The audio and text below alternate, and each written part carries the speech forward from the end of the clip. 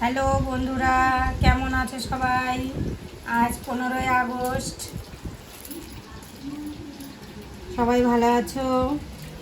স্বাধীনতা দিবসের সবাইকে শুভেচ্ছা।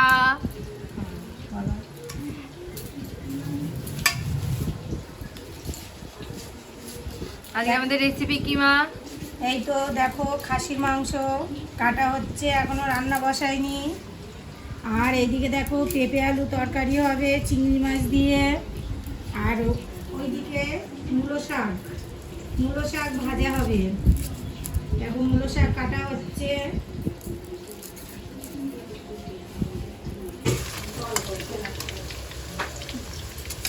দেখো আলুগুলো কিন্তু ভাজা হয়ে গেছে প্রায় লাল লাল করে। এটা কিন্তু মাংসের আলু ভাজা হচ্ছে। আর এইদিকে চিংড়ি মাছ, এই দেখো চিংড়ি মাছ কাটা হয়ে গেছে। চিংড়ি মাছটা দিয়ে কিন্তু পেঁপে তরকারি করব। তাহলে চিংড়ি মাছটা ভেজে নিই, তোমরা দেখতে থাকো।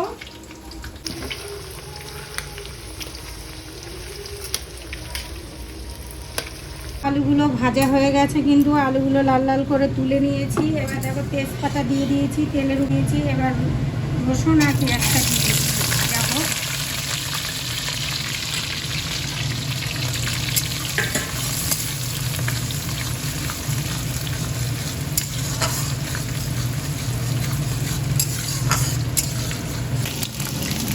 দেখো পেঁপে তরকারির আলুটা একটুখানি ভেজে ভেজে নেব। ওর জন্য তেলের উপরে আলুটা দিয়ে দিয়েছি। পেঁপেটা একটু পরে দেব, ওর জন্য আলুটা দিয়ে দিয়েছি। এদিকে দেখো পেঁয়াজটা এবার দেখো মশলাটা দিয়ে দিচ্ছি।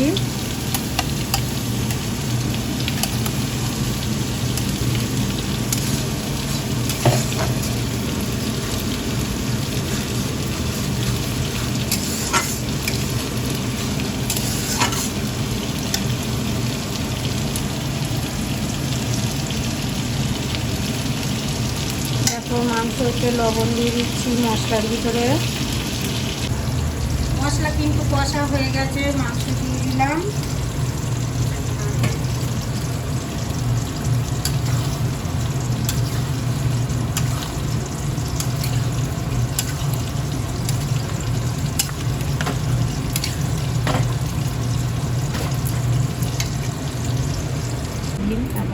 দেখো জিরে আর আদা বাটাটা কিন্তু দিয়ে দিলাম।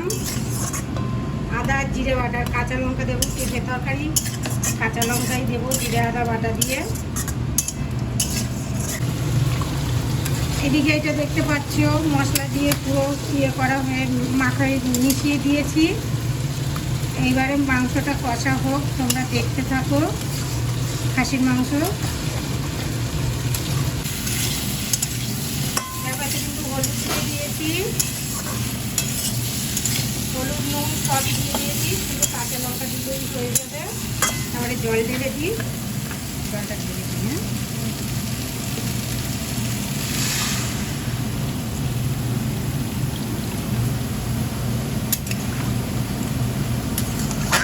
তবে কাঁকড়া দিয়ে কাঁকড়াটা আগে ভেজে নিচ্ছি।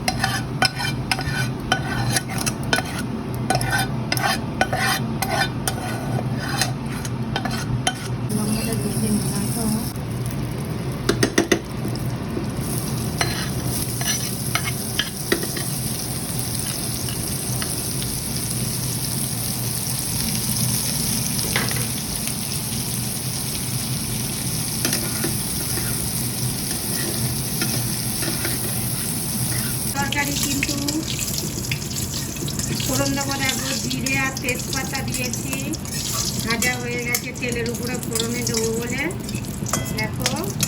আর এইদিকে কিন্তু পেঁপে তরকারিতে চিংড়ি মাছ দেবো, দেখো ভেজে নিয়েছি চিংড়ি।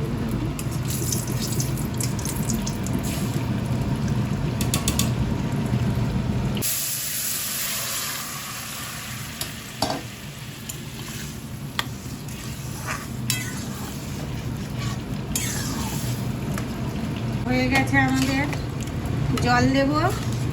এই দেখো জল গরম এদিকে তোমরা জানো আমি খাসির মাংসতে সবসময় জল গরম দিই, ওই জন্য জল গরম হয়ে গেছে।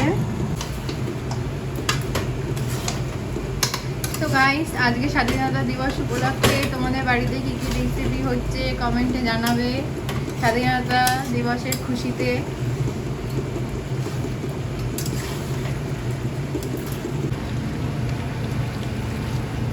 জল দিয়ে দিলাম, দেখো মাংসটা কষা হয়ে গেছে, জল দিয়ে দিয়েছি। দেখো ফোটানো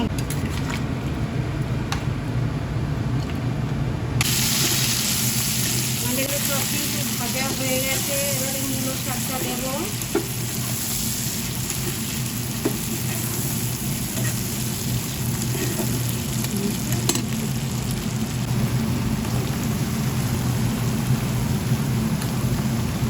দেখো এতে কিন্তু শুধু মূলো শাক না, মাঠের থেকে নিয়ে এসেছে মূলো শাক আর পালং শাক। রান্নাঘরে দেখো সারা জায়গায় ধুলো কাদা ভর্তি হয়ে গেছে শাকের ধুলো। দেখো তার সাথে একটু লাল শাকও আছে, মিক্স শাক।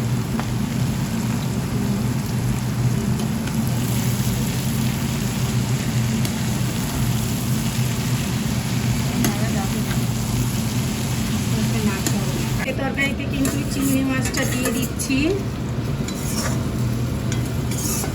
দেখো।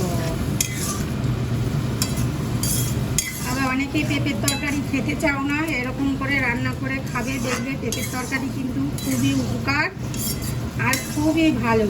হয়তো খেতে একটু কম ভালো লাগে, কিন্তু পেঁপের তরকারি কিন্তু খুব ভালো। তোমরা জানো পেঁপে স্কিনের পক্ষেও খুব ভালো, আর পেটের পক্ষেও, যাদের পেটের সমস্যা আছে তাদের পেঁপে খাওয়া খুবই উপকারী। তাহলে দেখো মাংসের তরকারি হয়ে গেছে, গরম মশলা দিয়ে দিচ্ছি কিন্তু।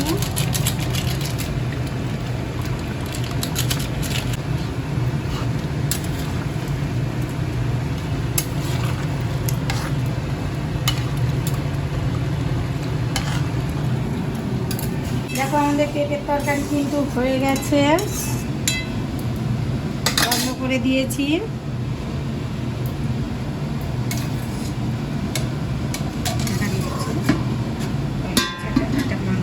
মাংসের তরকারিও হয়ে গেছে।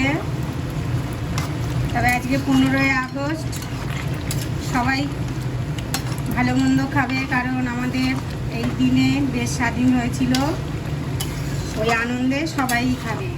এবার কার কার খাসির মাংস ভালো লাগে বলবে, আর পেঁপে তরকারিটা কার ভালো লাগে এটা কিন্তু অবশ্যই লিখে জানাবে।